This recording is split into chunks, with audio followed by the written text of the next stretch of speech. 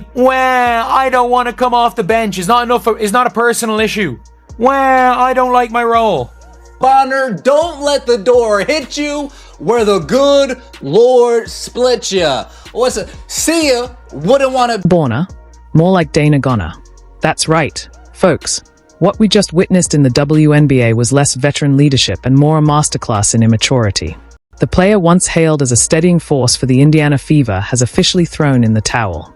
Rather than rise to the moment with a team finally built to contend, she packed her bags and bailed, proving that when the spotlight gets too bright, not everyone's built for the stage. Veteran Dewanna Bonner, the team announced. Indiana looked at trade possibilities for the six-time All-Star, who had not played since June 10th for what the team called, quote, personal reasons. Well, the personal reasons were, from what I could tell, playing time is what This is the story of a player who thought she was strolling into a cozy retirement gig, a place to coast on reputation, collect easy paychecks, and soak up the spotlight cast by someone else's greatness. But reality hit hard, because real basketball, the kind that demands grit, hustle, and accountability, doesn't hand out participation trophies. It forces you to earn your place. And that's when the illusion shattered. Out with the old. Aria McDonald, welcome back in with the new breaking. The Fever are waving. Dewanna Bonner, league sources told the Indy Star, then re-signing Aria McDonald. Bonner requested a trade after feeling she couldn't find a role on the team after getting benched, along with bevy of other reasons as we covered yesterday. But Indiana could not find a suitable trade. When Dewanna Bonner signed with the Indiana Fever in February, she thought she was stepping into a quiet, low-pressure franchise, somewhere she could ease into a starting role and coast through another season. What she walked into instead was a battleground. Thanks to Caitlin Clark, the Fever had transformed into the most watched, most scrutinized, and most fiercely competitive team in the WNBA. And suddenly, coasting wasn't an option. Bonner signs a free agent contract with the Indiana Fever. And after a handful of games, wants a Fever exit, apparently. And that is a strange situation, right? Because she was embraced. She had her achievement at the beginning of the season, moving up the scoring ranks. They were referring to her as Mama Bear in training camp. And now all of a sudden that has fallen apart. She was out of the starting lineup, hadn't really produced that much, particularly on the offensive end. And this, looks poor on the franchise when it comes to the free agent moves in retrospect, the team that they put together in the offseason. I don't think it reflects well on Dewanna Bonner, whose absence was for quote-unquote personal reasons, but now it seems like she was just upset with the team and the situation overall, and it adds more drama to what has been a drama-filled season for Caitlin Clark. The writing was on the wall from day one, but Bonner, blinded by her own ego, refused to read it. She started the first 3 games of the season and managed just 2.6 points per game, shooting a dismal 2-for-12 from the field. 2 for 12. That's not veteran leadership. That's veteran decline, plain and simple. Her minutes had significantly dropped from last year. Well, in turn, if her minutes drop, a lot of her production numbers that she can see and the rest of the league can see also dropped with it. Look, she's just like Natasha Howard. She looks old on the court. All right, not trying to be this is not ageism. She looks like an older athlete. All right, she looks slower on the court, and the team has been lacking energy. It's been a serious problem. Seriously, long overdue. Let her go to the place where she feels she would be the... So what did head coach Stephanie White do? She made the only logical move any competent coach would. She benched Bonner. In her place, she turned to Lexi Hull, a player who actually wanted to compete, contribute, and play winning basketball. No politics, no entitlement, just effort and impact. Fit with the rotations of the team. She's upset that Lexi Hall took her spot. That's the truth. Little blonde girl from next door took her spot. That's what it was. Well, Lexi Hall is a good basketball player. I think she earned that spot, in my opinion, and she's shooting very well from 3.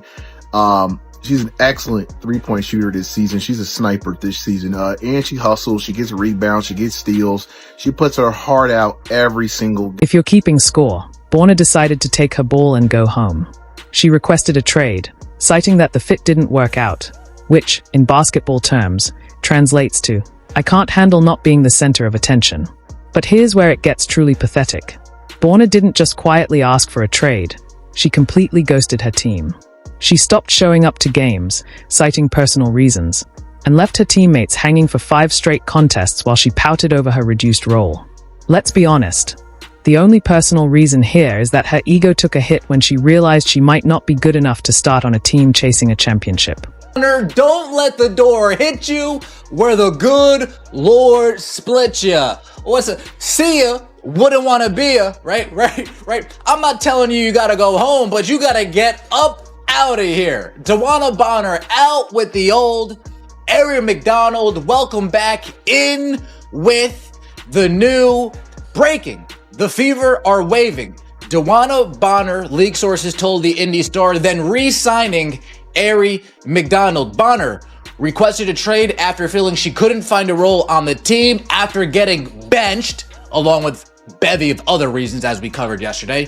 But Indiana could not find a suitable trade option. This isn't just about basketball skills. It's about character. And Dewanna Bonner's character was exposed as paper thin the moment she faced real adversity. She signed on to be a veteran leader for a young team. But the second that team began attracting the spotlight and pressure that comes with a generational star like Caitlin Clark, she folded like a cheap suit. She couldn't handle the heat of playing for the most viral team in the league, a team that unapologetically rallies around Clark. Why? Because deep down, Bonner wanted to be the star. The jealousy isn't just noticeable, it's borderline embarrassing.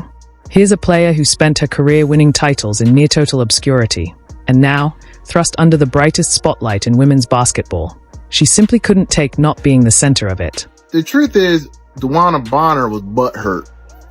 That's what it comes down to. She was butthurt, her ego was bruised, and she wanted to cry and leave. This is a shame. See, if you're truly a team player, you accept that Lexi Hull's better than you. You accept being a role player and contribute of the way you can.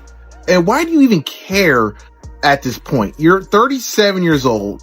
You're making a lot of money for a WNBA player. Why not just ride it out? I don't understand that. You know what it was? She missed her boo thing in Phoenix, and she would just want to wiggle her way out so she can go to Phoenix. That's all it was. Instead of embracing the opportunity to be part of something transformative, Bonner resented it. She resented that 17,274 fans didn't show up to see her. They came for Caitlin Clark. She resented that every game was sold out not because of her veteran presence, but because a 22-year-old rookie had already done more to elevate women's basketball than she ever could. But let's be honest, Bonner's just a symptom. The real problem? The pressure from the so-called old guard of the WNBA. For years, veteran players have coasted comfortably, content with half-empty arenas and games attended mostly by family, friends, and the most loyal diehards. Then Caitlin Clark arrived, packing arenas, smashing TV ratings, and turning the WNBA into a national conversation.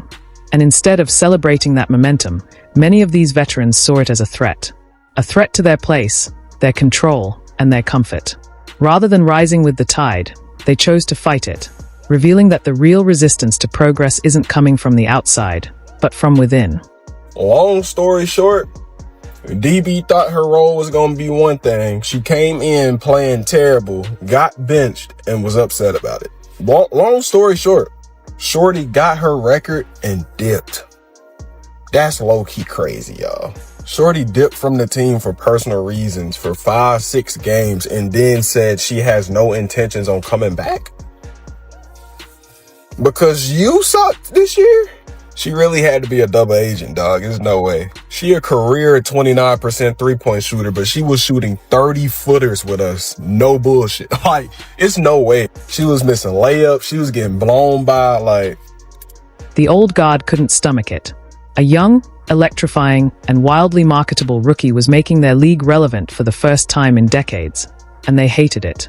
Years of paying dues, grinding through anonymity, and settling for half-empty arenas suddenly meant nothing when Caitlin Clark walked in and instantly became the face of the sport.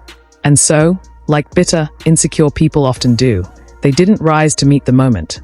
They tried to tear down the person who exposed their irrelevance. Dewanna Bonner could have been the bridge, the veteran voice helping usher in a new era of excitement and visibility for the WNBA. Instead, she sided with the bitter crowd. The moment she realized she might not get starter minutes on a team built around real ambition, she crumbled. She threw a weeks-long tantrum, acted out, and ultimately abandoned her team entirely. This wasn't leadership. This wasn't professionalism. This was a 37-year-old veteran acting like a teenager who just got cut from varsity.